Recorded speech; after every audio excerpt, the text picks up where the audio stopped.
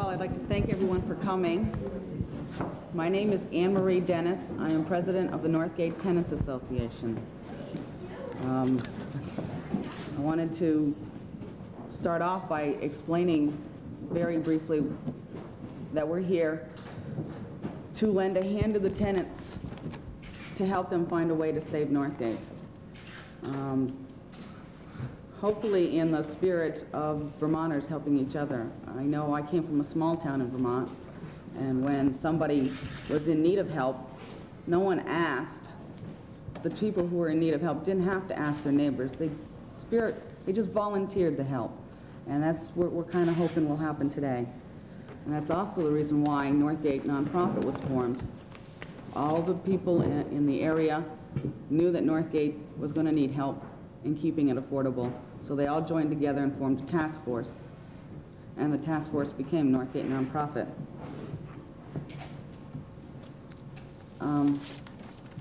So I would just like to say that we're not out here looking for a handout. We're just out here looking for a helping hand. And now I'll introduce Senator Leahy. Thank you very much. First, I want to applaud all that you have done here. But before I do that, I want to applaud the mayor of the city of Burlington, Bernie Sanders. Mayor Sanders has worked tirelessly, not only in this project, but on so many others in Burlington, where we have been able to get federal funds to go along with whatever other funds might be there, private, state, or local. I have enjoyed over the years the working relationship with the mayor. I have a great deal of admiration for his concern for Burlington and his dedication to Burlington. And I think if anything, he deserves a great hand of applause for what he has done here.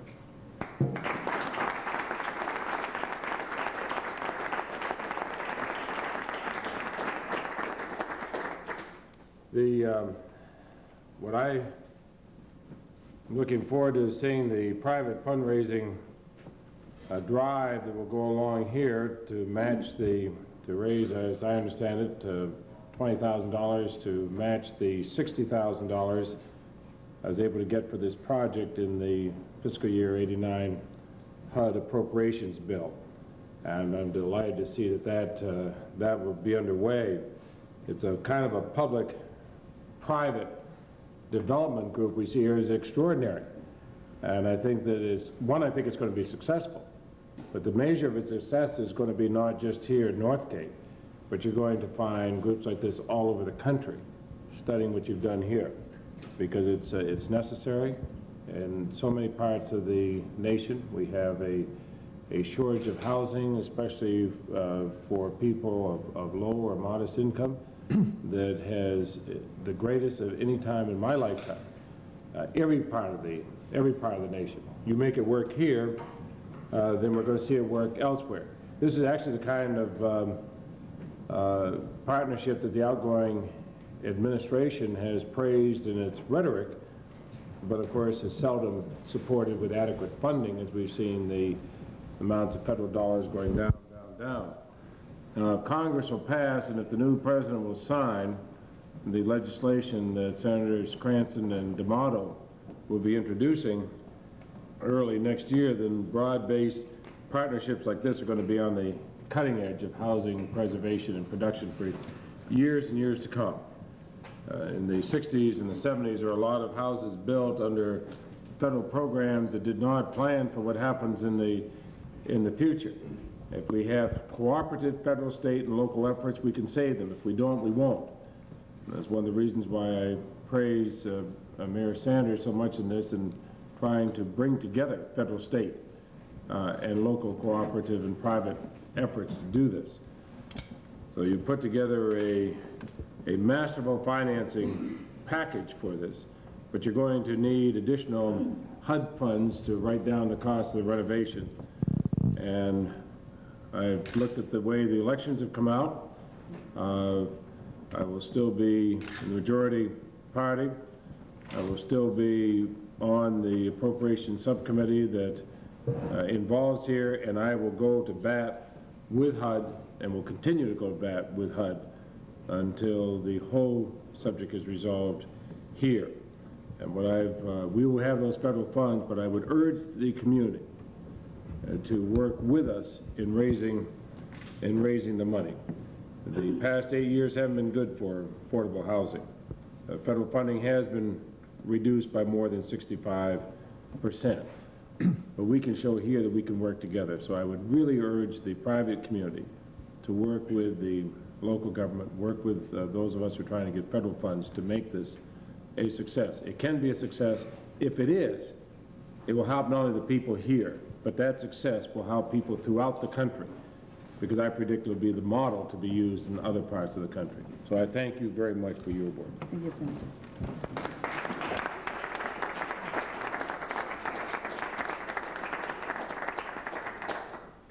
Thank you, Senator Leahy.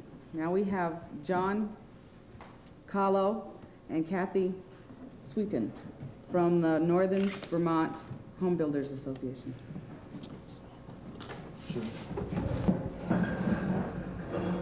Anne Marie, Senator, I'd like to, on behalf of the Home Builders Association of Northern Vermont, present you with a check for $5,000 to help with a kick off the fundraising drive.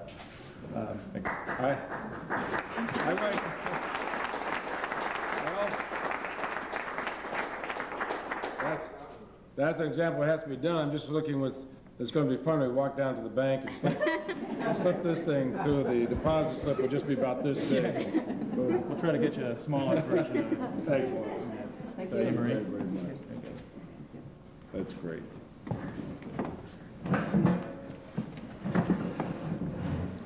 Next, we have Mike McNamara, who is the president of the Northgate nonprofit.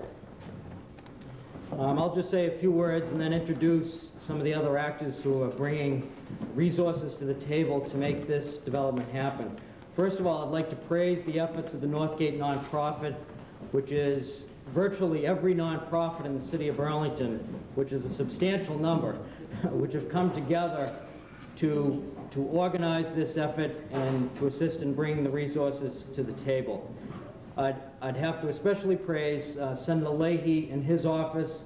They've already gone to bat for us in Washington, and HUD at Washington has advised us that we will be receiving 163 Section 8 loan management project-based subsidies to help this project work. So that's a vital piece that will be coming down the pike, and we thank Senator Leahy's office for helping us with that. This has been a true community effort. There's been participation from at every level of the community, the city, the state, and I feel that it's going to be a model for these types of developments in the future. Without going on, first I'm going to introduce the whole cast of characters, and then they'll each have an opportunity to say a few words. First of all, to my right, to Anne Marie's immediate right, is Bernard Sanders, Mayor of the City of Burlington. To his right, Al Moulton, Secretary of Development for the Agency of Development and Community Affairs. To his right, Alan Hunt, the Executive Director of the Vermont Housing Finance Agency. Next to him, Gus Seelig, the Director of the Vermont Housing and Conservation Trust Fund. And to the far right, Peter Clavel, the Director of the Burlington Community and Economic Development Office. Bernie, would you say a few words, please? Well, let me begin by reciprocating the very kind words from Senator Leahy and saying that we owe a debt of gratitude to the Senator for his hard work in Washington in getting us the appropriations that we needed to make sure that Northgate is going to remain affordable. So we thank you very much, Senator, for all of your hard work. There's not much that I can add to what other people have already said. We all know that there is a crisis in Burlington, in the state of Vermont, and throughout this nation in terms of affordable housing. And we know that there's something absurd about a federal government spending tremendous monies on nuclear weaponry and cutting back, as Senator Leahy indicated, by 65% for affordable housing. And we know that there's something wrong. We're all over the state of Vermont. New housing is being built, but it takes you $200,000 or $300,000 to move into that housing, and we're not building affordable housing. Now, we learned, as everybody knew, several years ago, that there was a possibility that the 300+ units here this is the largest affordable housing development, to the best of my knowledge, in the entire state of Vermont. And we were absolutely determined that come hell or high water, we were not going to lose this amount of affordable housing. We were not going to see it converted into expensive housing. City of Burlington moved in a number of directions. Number one, as all of you will remember, we passed a condo conversion bill. So right away, that said to the owners of this development, you're not simply going to convert this into condominium development. And I think that was an important step forward in terms of creating a kind of negotiating process that we want. Second of all, the city, working with the state, working with the federal government, Senator Leahy, created a framework by which we helped to bring together all of the cast of characters who are here today, the many people, the nonprofit, state, local, federal people. So I think we have made tremendous progress, and as Senator Leahy said, our goal here is not only to make sure that these 300+ units of housing remain affordable, but we're going to show the entire country that we're not going to sit back and allow decent, affordable housing to be converted to expensive housing. We need affordable housing. We've made a giant step forward, and we're going to continue going, and I just want to thank everybody for all of the work that they've done. Thank you.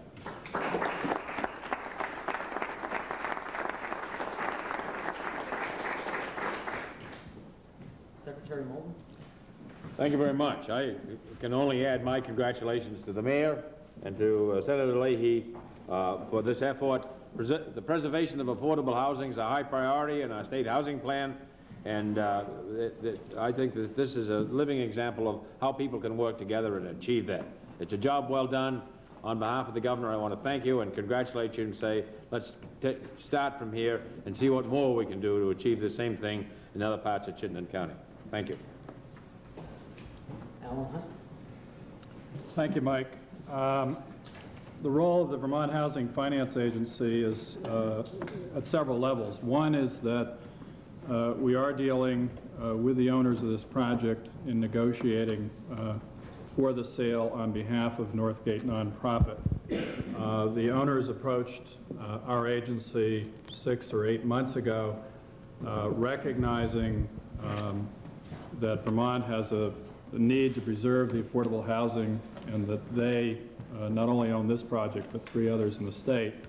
We're very interested in working with us in trying to develop a way to sell their interests in these projects in a way that would not displace or change the nature of this housing.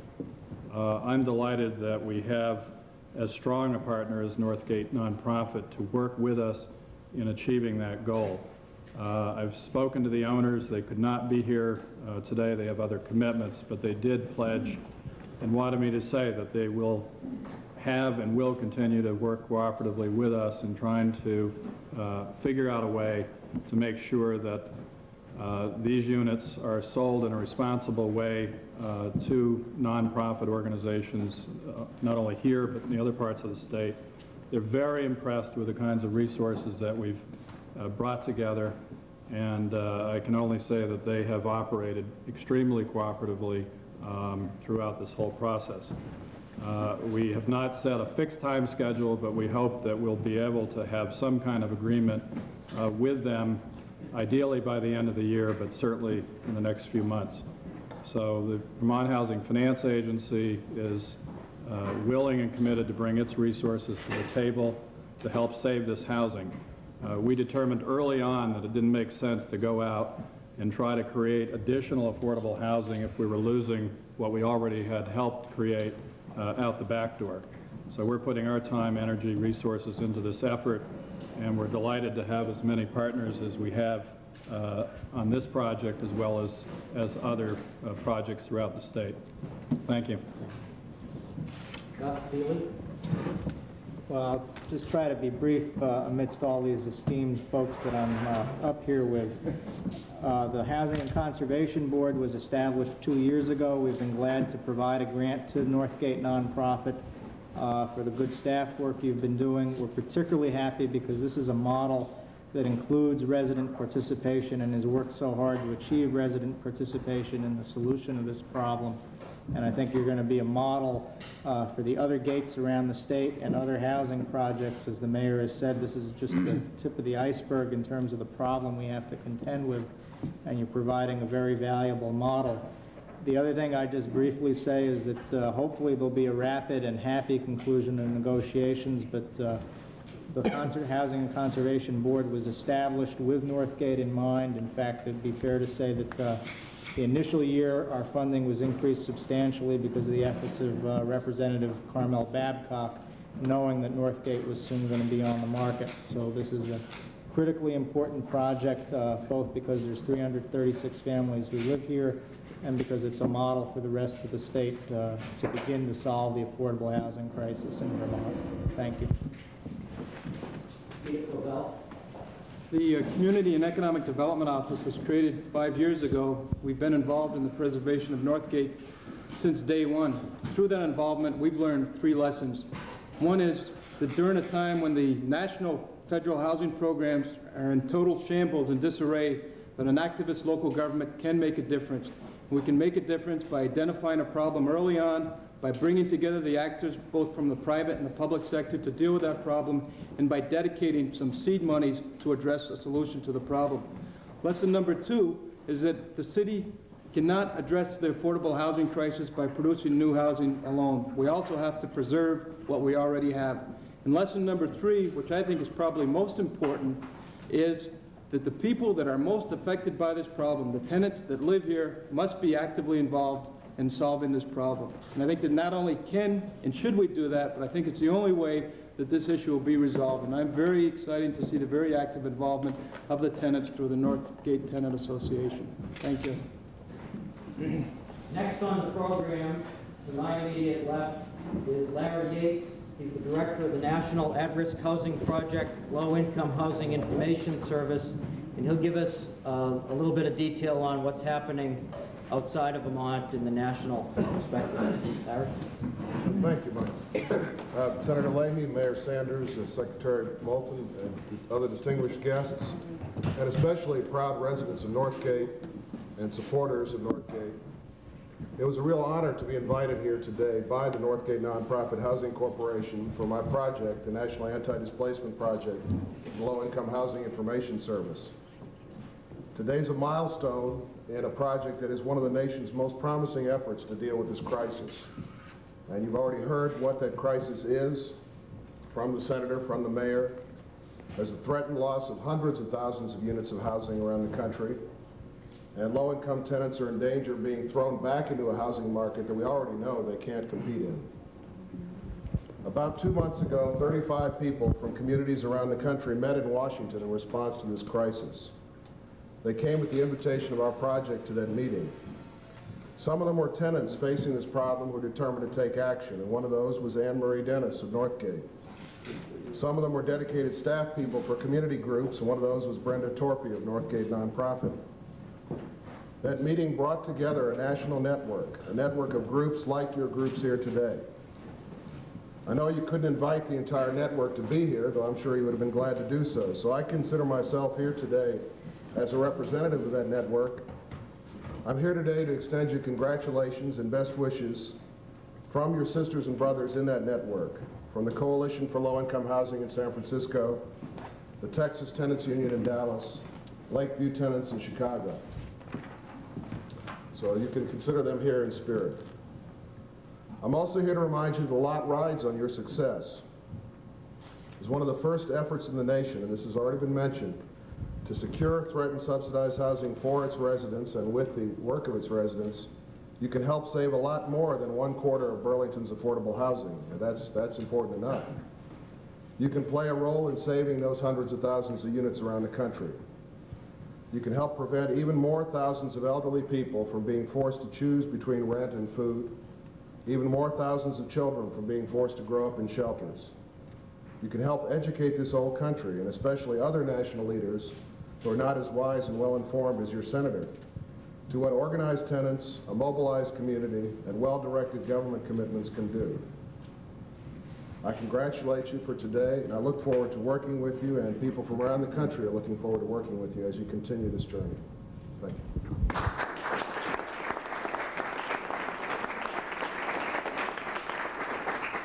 Thank you, Larry. Next on the program is Carol Stewart, the director of the Burlington Ecumenical Action Ministry. Beam, as it's known, is spearheading the fundraising drive for Northgate nonprofit. Carol? Thanks, Mike. A couple of years ago, Beam's board decided that our next mission was going to be to work for affordable housing. Imagine our dismay when bringing in experts such as Peter, we found that what we were needed most for was not to help build more stock, but to help save 25% of the existing stock of housing in Burlington.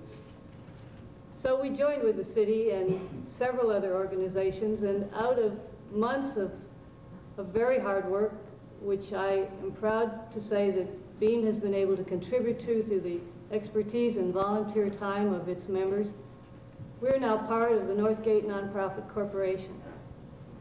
We've come to a juncture where we're still in the early stages of making an effective organization, an organization that will be a combination of public and private effort. And I'm happy now that in addition to our being able to join the private effort of the tenants and the more public effort of the city and the other organizations, that the Northern Vermont home builders represent yet another participation from the private part of our community. We're at an important juncture because Senator Leahy has managed to secure a significant piece of money. It may not look large in the overall picture, but for us to continue to make this kind of organization work, it is very significant. It is tied to a local matching amount, $20,000. I'm happy to see that we're 25% of the way there as of this morning. Beam has written to all of the churches and synagogues in the greater Burlington area, telling them the story, asking them to support this effort. But beyond that, if I have the opportunity to reach out to the community, I would like to say that this is an opportunity to use your hearts and your checkbooks for a very important and highly significant step towards saving 25% of the homes for our important group of lower, moderate income Burlingtonians, and even in the larger picture, more importantly, to create that model that's been discussed, that other communities, not only in Vermont, but throughout the country, can emulate. We need your help. We need it within the next several weeks. It's a wonderful time of the year to be thinking about it, and we very much encourage you to join with us with both your dollars, and if anyone has energy and time they want to put in, I'm sure we can put you to work. Thank you.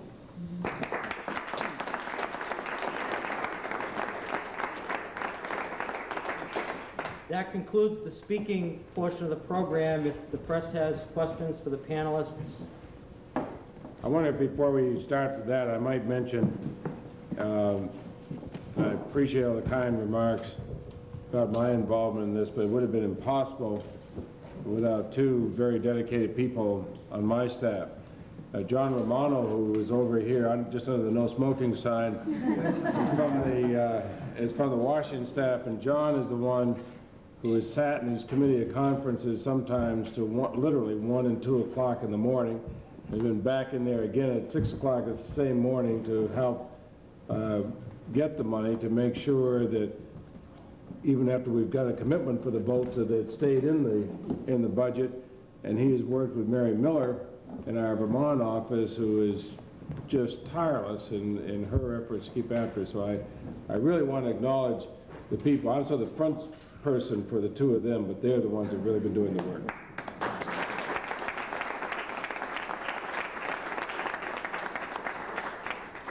I think while we're acknowledging staff people, I think Brenda Torpy deserves a brow tip. I agree. I agree.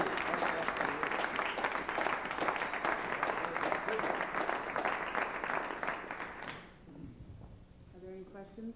Yeah, I have one. I mean, you know, $60,000 in the grand scheme of things here, as Carol sort of referred to, doesn't sound like very much money. And I guess I question what this is really going to do. I mean, there's a section in the handout here about how the funds are going to be used, talking about building a cooperative spirit with this money, resident education programs, all this kind of stuff. What I wonder, I mean, there's sort of an atmosphere here like, well, this thing's all done. It's a done deal. We're close to closing negotiations with the owners. One, how much money has yet to be leveraged in order to finish this deal with the owners? And two, is it still possible that it might fall through, that they're going to convert these units to condos or something else? I don't know who wants to answer that. Can we move the lights down there? I just say, you know, one thing that should be noted is the fact that it has gone this far, is that HUD has been willing to reserve 163 rent subsidy certificates, and that's worth about $2.5 million in the long run. I doubt very much if they hadn't seen this kind of partnership going, that they ever would have reserved that. I mean, there's one significant part, but I'll leave it to others to talk to. But that, you know, the 20,000 and the 60,000 in organizing and putting it together is very much a leverage. $2.5 million, I think, is directly related to that. But is that $2.5 million? If I could just ask you, Senator, quickly before we go to is that that's absolutely guaranteed at this point? I'm not clear on that. They reserved it if the project is going to work. It is reserved. So in other words, if the sale goes through, that's part of the money that would go toward that. Bob, as far as the technical aspect of the $60,000, Brendan Torpy will make herself available to explain more in detail how exactly that's going to work. But I'm more interested in, you know, where the status of this thing is, and if it, you know, everybody's sort of talking like this is, like I said, like it's concluded, and it's not, obviously. If I can move mics down there, if you're going to talk down. If it was all concluded, we wouldn't even have to have this meeting. Well, you know, I don't completely understand the purpose of this meeting, other than to talk about the $60,000, but... Let me try to respond to that, Bob, with one caveat, and that is that we are in the process of negotiating with the owners. It's a real estate negotiation. It's been a very difficult one in some respects because what's at stake here is a very large project that has a great deal of value, not only to all of us in this room as affordable housing, but clearly its location and so on gives it value beyond that. If you had asked me 6 months ago, would we be able to pull this off, I think I would have had my doubts. While I'm not at liberty to talk about the negotiating, I can give you a range that we're negotiating in, and I'd rather not be pinned down beyond that. And that's somewhere in the vicinity of $10 to $12 million for purchase, and then there's additional money that needs to be raised to renovate and bring all of the units up to what we would consider to be a decent standard.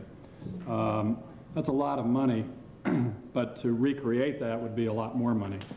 I think we're at a point today where we feel that we've done an extensive amount of work. Northgate Nonprofit has done an extensive rehab survey. We know what the tenants' incomes are. The help of Senator Leahy getting the subsidies was a tremendous boost because it really protects the lowest income tenants in this project from rent increases, which we know we will have to do in order to make this thing work. So the gap that we're currently looking at, we believe, is a manageable gap when you add up all the resources that have been discussed and are potentially available. What's missing here is a loan commitment from HUD for low-interest loans to do some of the renovation work, but we think that's even possible. So clearly we're not at a point where we can say this is a done deal, but I think we're saying today that we think, given the cooperation of the owner, and he's been cooperative all along the way, that we're at a point where we can say that we think this is going to happen. It hasn't been signed, it hasn't been sealed, but we think we're now at a point where we think it's logical to say that we're within striking distance of making this work. Terry Millie's the owner, isn't he? That's correct. Is he going to be getting is this a market rate for something like this, $10 to $12 million? Is he giving you any sort of break at all?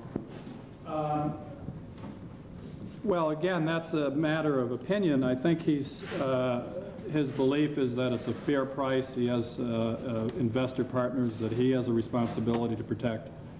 I think the break will probably come in the form of some very advantageous financing that he'll extend back to the project.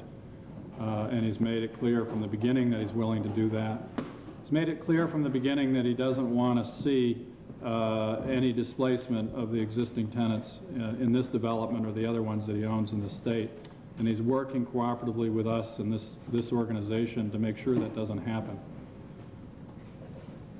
So how much, given what you need from HUD to that's $6.5 million for rehabilitation? The current estimates are in that range. We haven't really gotten down to a point where we know exactly what the dollars are, but they're in that range. So you need $16 to $18 million in total.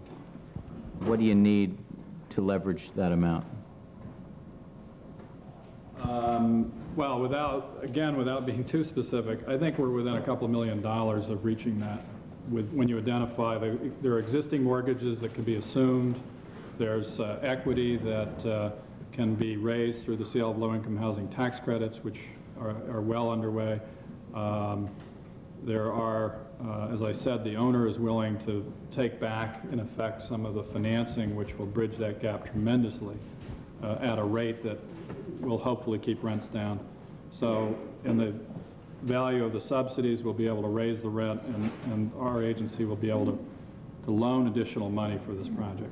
So in terms of private donations, which is the impression that I got when this began, what must you have? What must you raise? Well, I think the trick here, and I don't want to dominate the conversation because I think a lot of other people have a lot to say, is that we need to sustain this effort through the whole process. And those are the dollars that are hardest to come by. The paying the salary for Brenda Torpy and the upfront expenses as you need to incur to analyze this project. And that's really what the most of this money will be used for. Hopefully not all of it, and then some of it can be used after the project is actually purchased during the renovation part. So how much is that? Well, what we're saying is the total package is $80,000 to sustain this organization through this process. Brenda, you might want to Can I just clarify? I think there's a lot of confusion about this piece of money and where it fits into the whole project. And the reason we went for this money, you could just buy this project, it'd still take a lot of money, and just run it the way it's been run. And this nonprofit is committed to working with the tenants to give tenant control to this project as if it was an outright co-op. Now, because of the kind of financing we need and the kind of subsidies we need to keep it affordable to these folks, it can't be an outright ownership co-op, but we're going to create a leasing co-op, a co-op where the tenants will have say over the management, tenants will have say over the running and control of their own housing. And in order to prepare the tenants and to work with the tenants to do that, we need the money to build that capacity. I think Larry Yates could tell you from his experience around the country, or anybody who's done housing, you don't do $22 million housing projects on a shoestring. And you don't make people overnight into owners of their housing. And so the importance of this money, and it really is one of the seeds to our whole effort, like the city money was to pull in the resources that the tenants need to help them do the job and the resources that we need. And similarly, I think if the city hadn't put in a small grant to start it off, you couldn't have brought all these folks together, which has brought, you know, $80,000 brings $8 million once you do a year's work, a year's labor out of that money.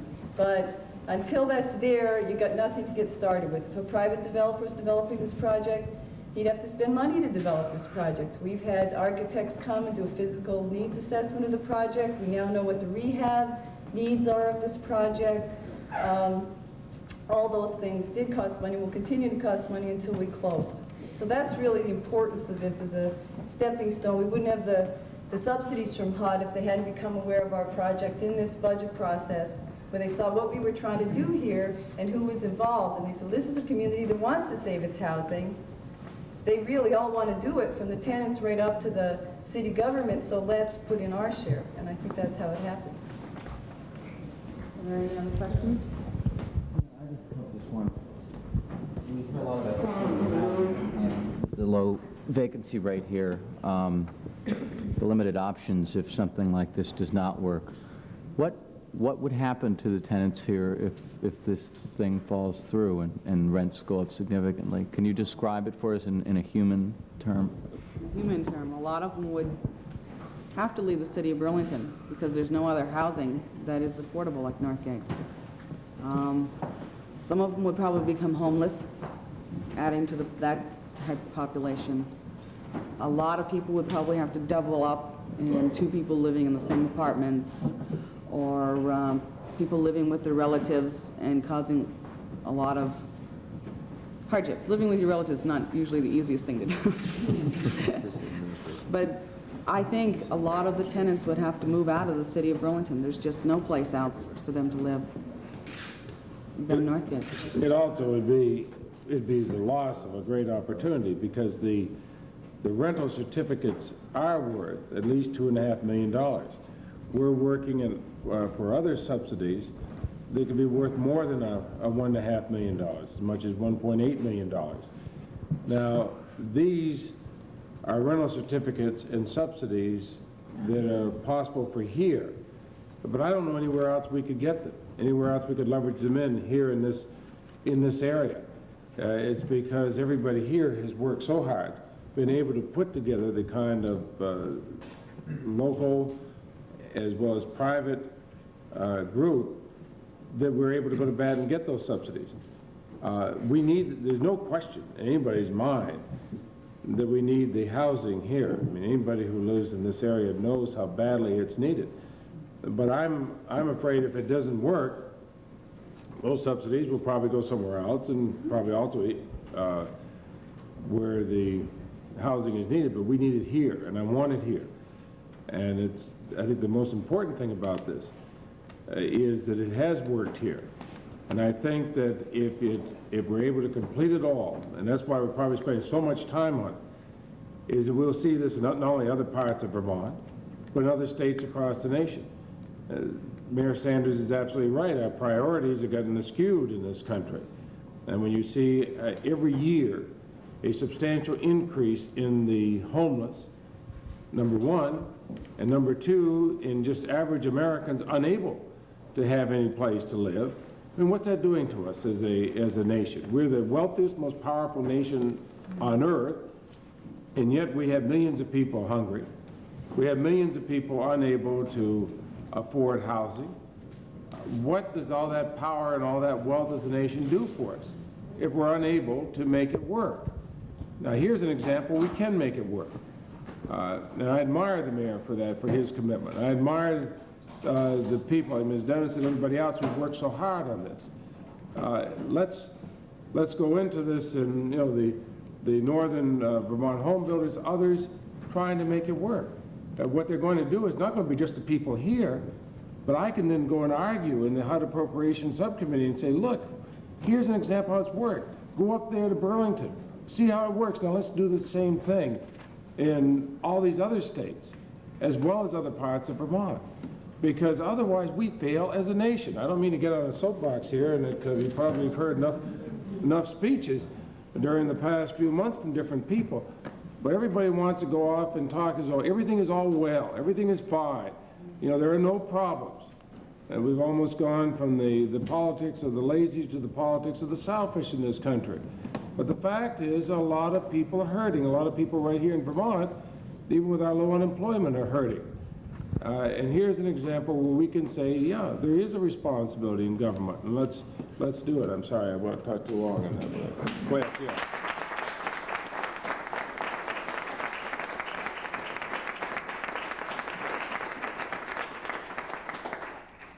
So when will you be calling us again to tell us that it's working? When we can get a stronger commitment from HUD and from the owners. Yeah, we are working hard, and they have made promises, and they have been working with us. But at this point, they're still asking more than what it'll take to keep it affordable. The project is expensive, but it's expensive because it's the largest in the state of Vermont. There's nothing that compares with this. After we've saved this many housing in one group, you know, there's no other complexes to compare. So it's a one-time shot to save this many homes. But I mean, like, Alan, are we talking weeks? We won't hold you to it. Weeks, months? I'm hopeful that we will have some sort of agreement in the next few months. Any other questions? Thank you again for all coming.